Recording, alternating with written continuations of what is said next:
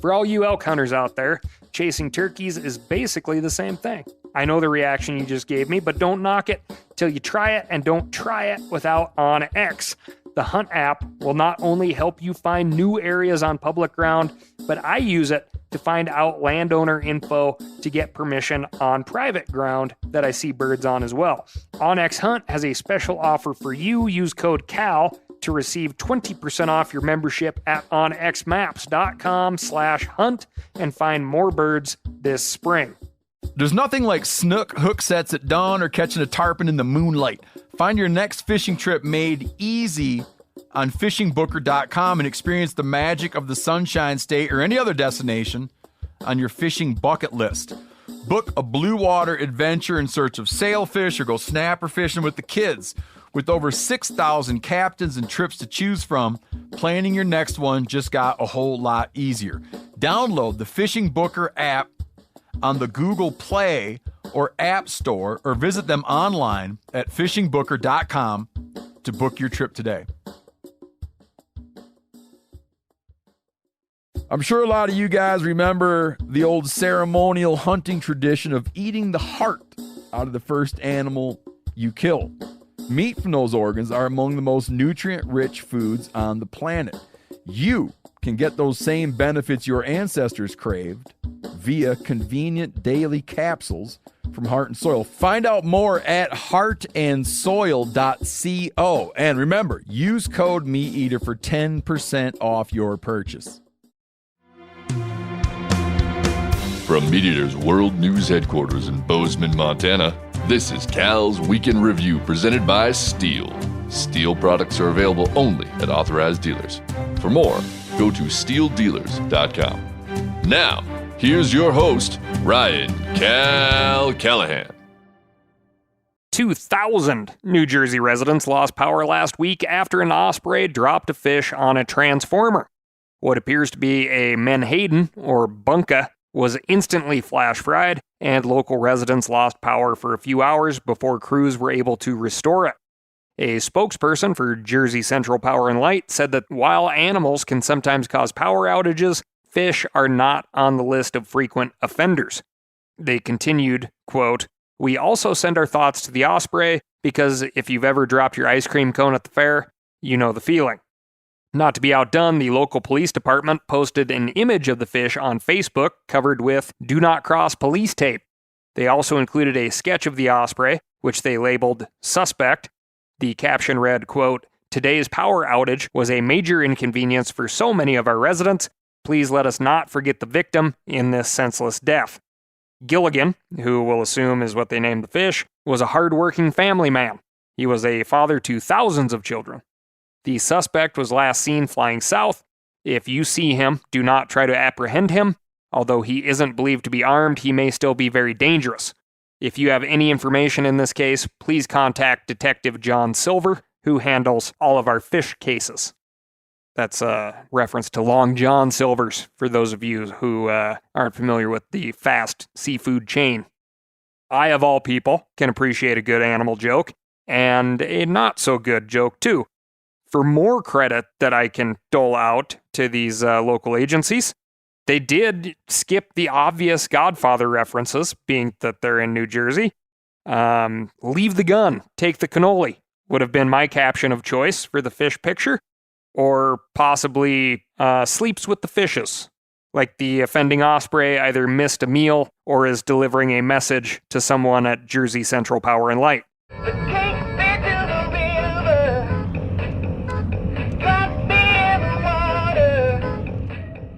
Anyway, glad to see at least some of our public servants still have a sense of humor. This week, we've got dogs gone wild, black vultures, legislation, and Texas. But first, I'm going to tell you about my week. And my week, well, things are ramping up. My heart is breaking in at least two directions right now.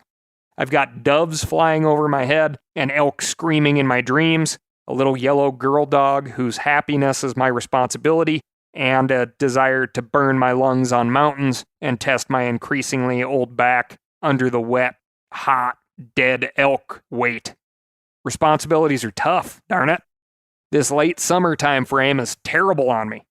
Every morning that seems a degree or two cooler creates a high, a bit of euphoria. It sets me up. But we all know that the inevitable 90-degree September day that seems impossibly hot will be a crushing low to those highs. That day that transports you back to mid-July, when you couldn't even dream of elk songs or brand new birds winging in from parts unknown. Then we wake up and September is gone. How the hell did that happen? You wait so long and it's gone in the blink of an eye. So we better make the best of October, and birds with long tails, and endless strings of croaking cranes and invisible snow geese overhead, and the first young mule deer pushing does. Then it's November. A wonderful month on its own, but a harbinger of the end. Do we make the most of our season?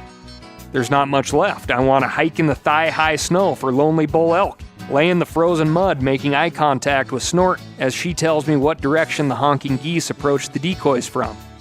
Highs and lows, the big trips, the short scouts after work, the early mornings, the endless coffee, the precious rationing of coffee in Spike Camp, the plucking, the misses, the cuts, the flushing of birds, hard fought and hard walked, the flushing of seed pods from weeping brown Labrador eyes, EMT gel on cracked pads, the heartbreak of sneaking out the door without her.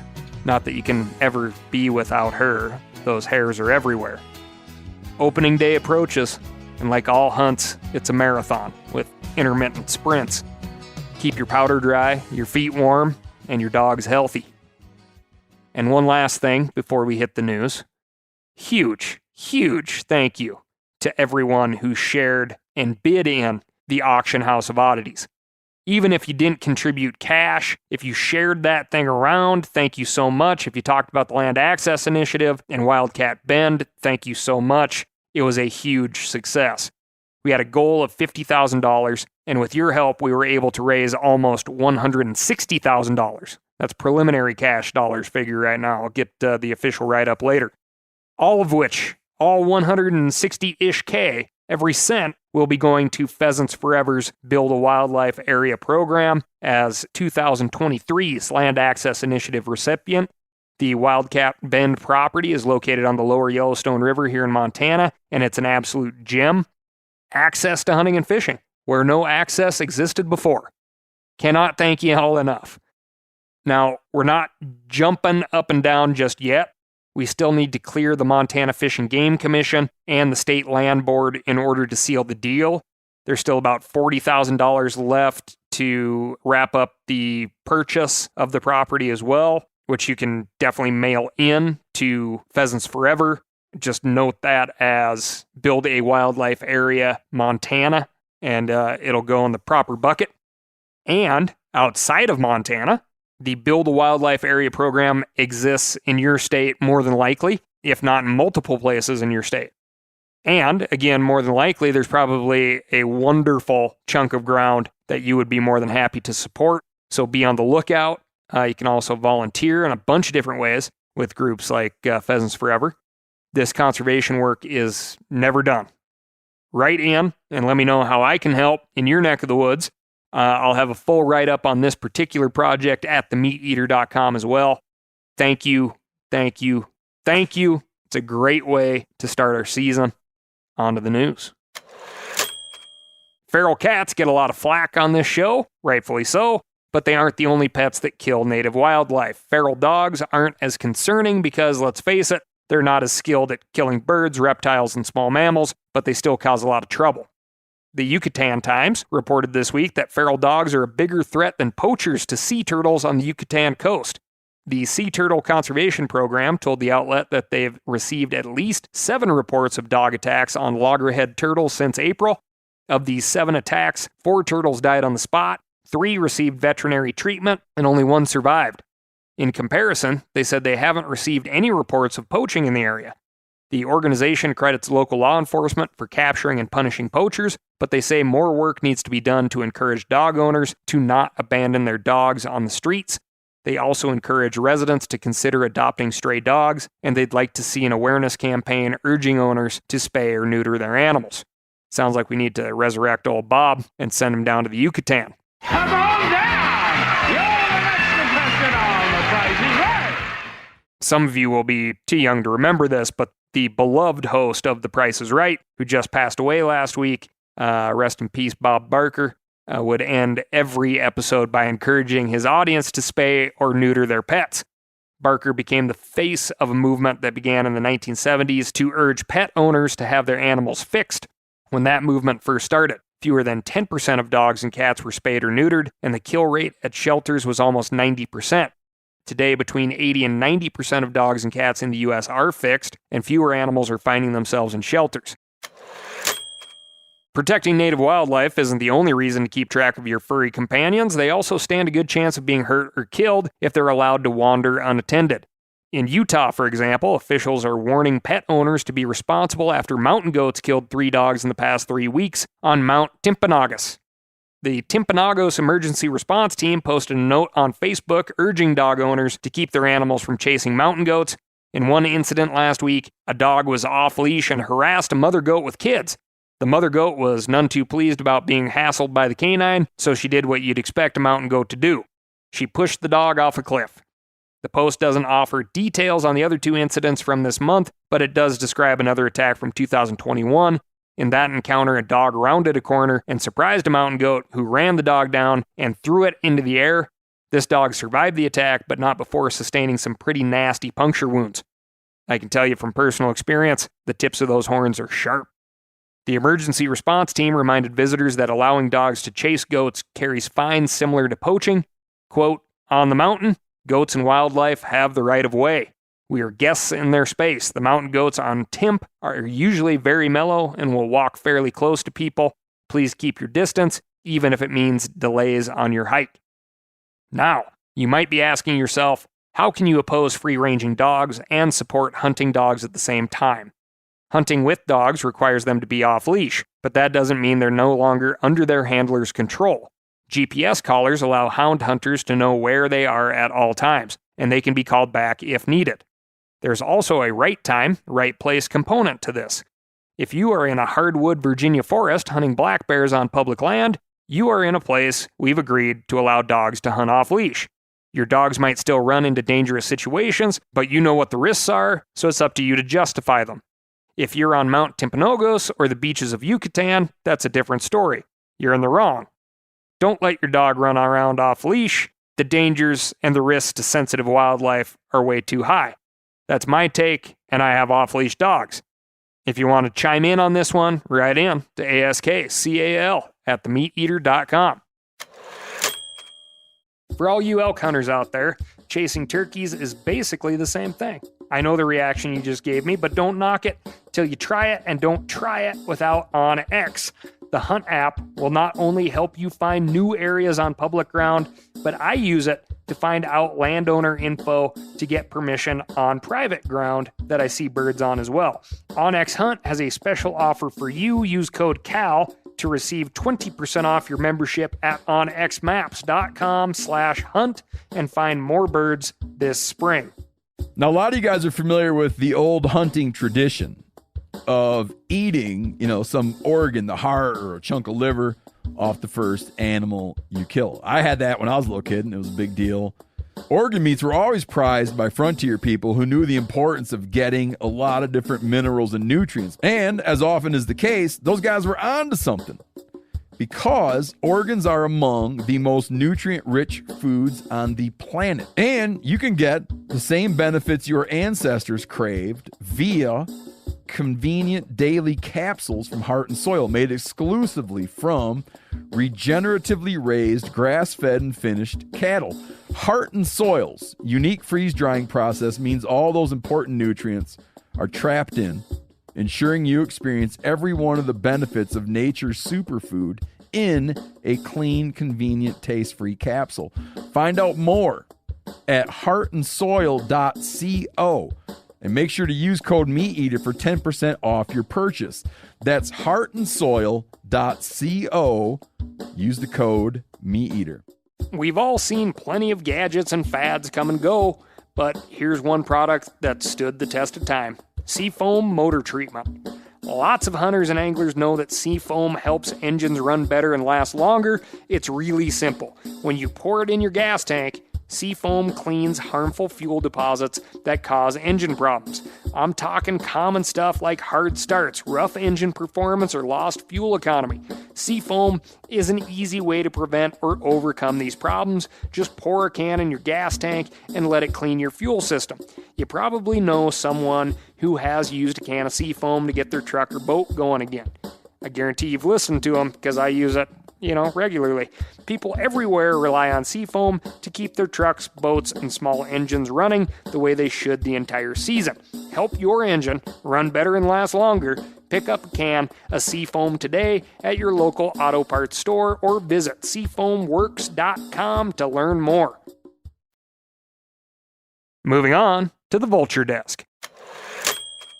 Farmers throughout the Midwest are reporting that black vultures are preying on newborn livestock. According to a great report by Kansas City's NPR station, the large birds normally migrate from South America through the southeastern U.S., but milder winters have allowed them to expand their range over the past decade in Missouri, Indiana, and Illinois.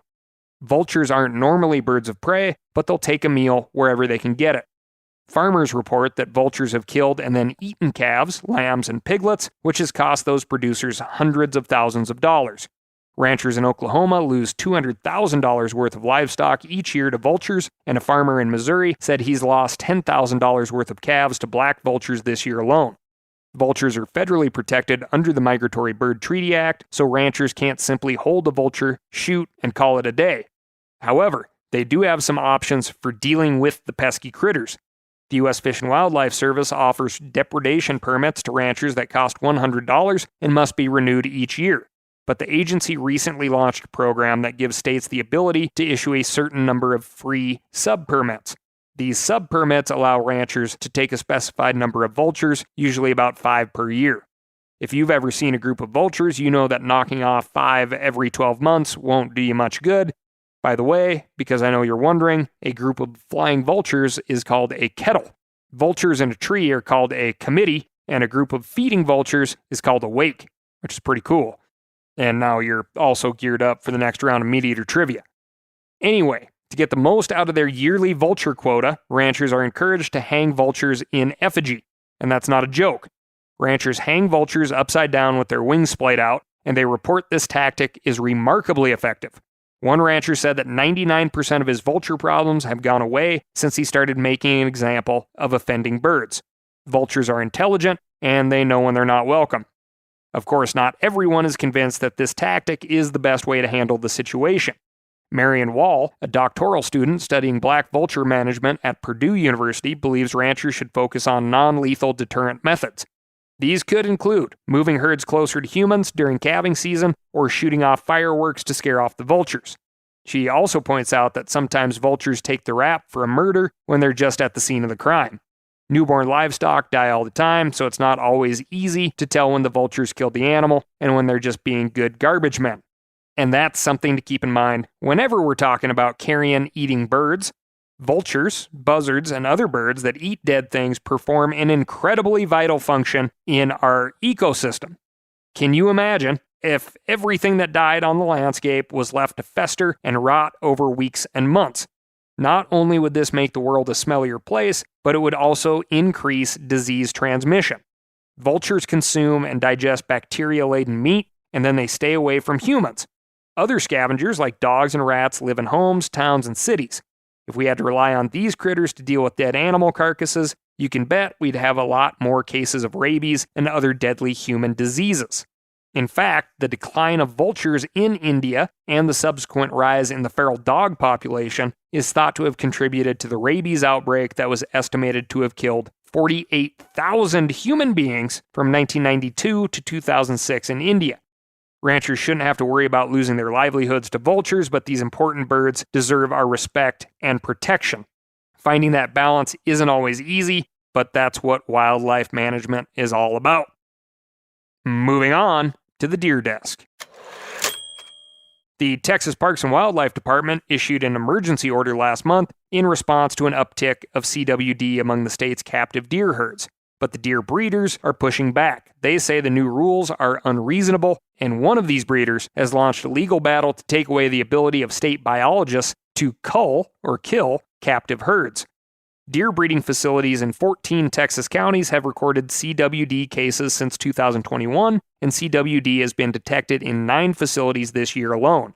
Texas Parks and Wildlife officials say this is an unprecedented rate of increase, and they worry captive deer could infect the state's wild deer herds. So, the agency issued an emergency order requiring all deer to have an external identification tag at all times and be tested before moving to a different facility. Prior to this, deer only had to be tested for CWD before being sold to a game ranch, and those deer could have their ear tags removed. Officials say these new rules will allow them to more easily track the spread of the disease and prevent CWD from spreading between deer breeding facilities. The owners of these facilities are none too happy.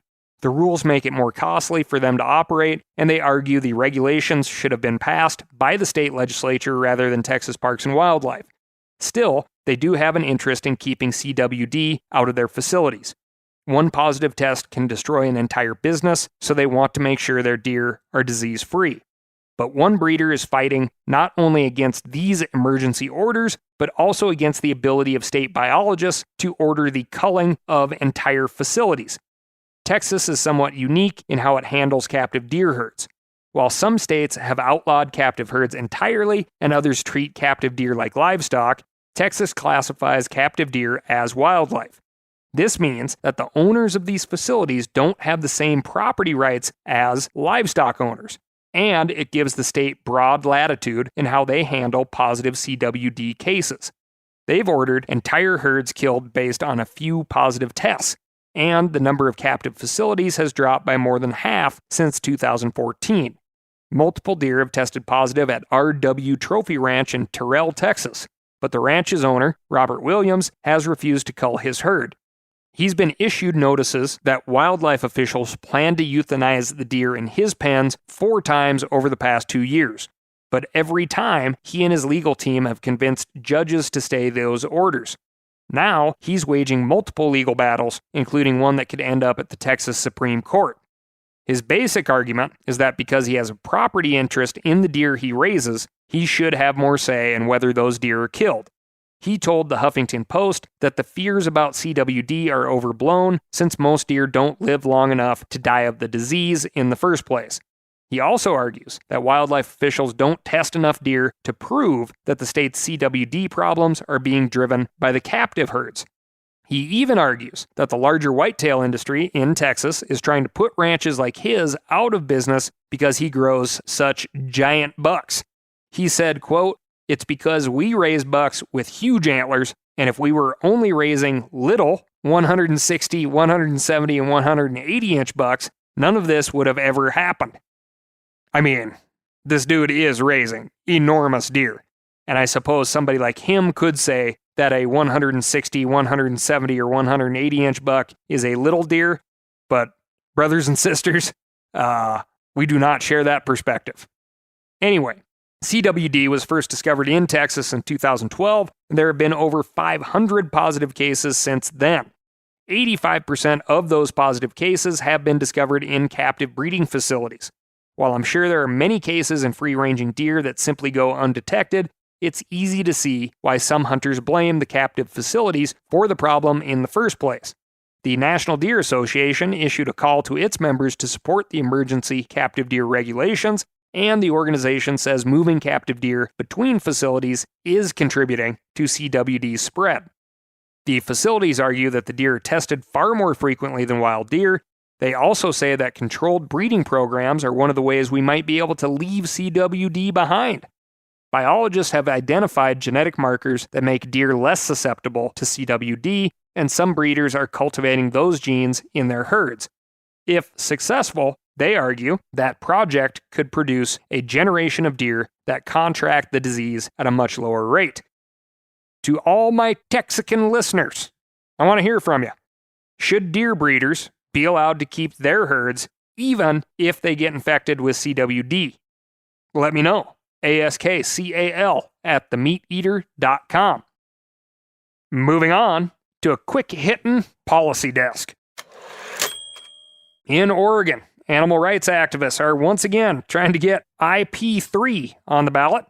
IP3 would criminalize injuring or killing animals, including farming, ranching, hunting, fishing, trapping, pest control, and research. It would also outlaw breeding practices by categorizing them as sexual assault. I should probably define breeding practices. For a lot of the general, you could call them like old-timey cattle operations, that simply means putting a bull out with cows, a male beef with female beef, and letting them, make more out there in the field on their own. That is what a breeding practice is, which, if IP3 were to pass, would be defined as sexual assault, not cattle getting it on with cattle. Anyway, these groups tried and failed last year to get a similar measure on the ballot, but they only need 120,000 people to sign on to put it up for a vote in November.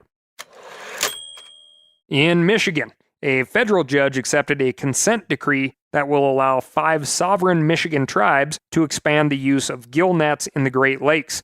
Sportsmen's groups such as the Michigan United Conservation Clubs argue that this will harm the whitefish and lake trout populations. The new agreement will dictate fishing policy on the lakes for the next 24 years. In Connecticut, residents are trying to figure out when and if to defend themselves from the growing black bear population. The legislature passed a bill recently clarifying that someone may kill a black bear if the bear is about to injure them or their pet or has entered a building occupied by people. The state does not have a bear hunting season, but hunters say such a season would encourage bears to stay away from humans. The bill also prohibits intentionally feeding bears. Jumping over to British Columbia, grizzly bear hunting is illegal in British Columbia, but a new grizzly bear stewardship framework proposed by the province's Ministry of Forests could be the first step in reversing that ban.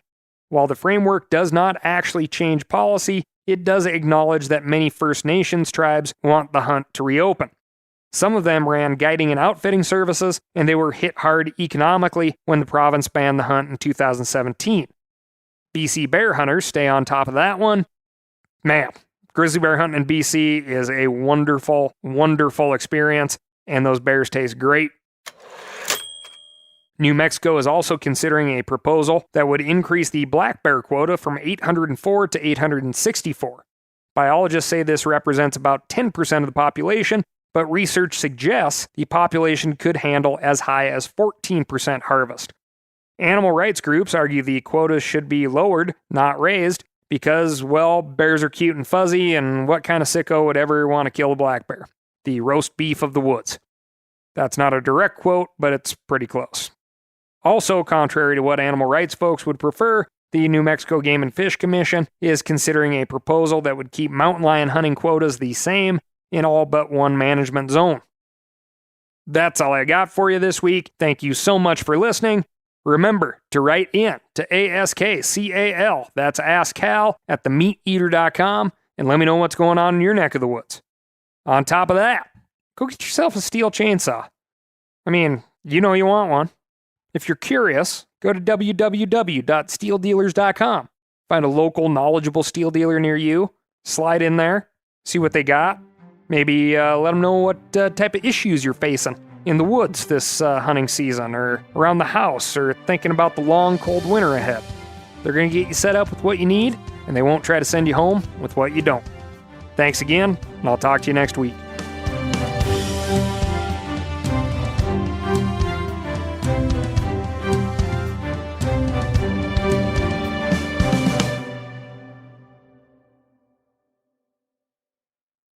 I'm sure a lot of you guys remember the old ceremonial hunting tradition of eating the heart out of the first animal you kill.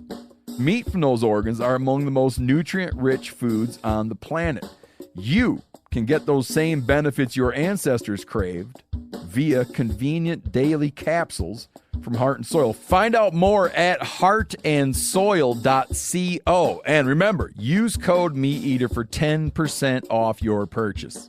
Hey, I just sat down with the owners and operators of Maui Nui Venison. They're on a mission to balance axis deer populations on Maui while giving back to the community and run a totally sustainable operation. For folks like me who want to get your own meat but aren't always successful, You can become a snack subscriber, get some Axis deer sticks sent right to your door. Visit MauiNuiVenison.com. That's MAUINUI venison.com and use promo code CAL for 20% off your first order.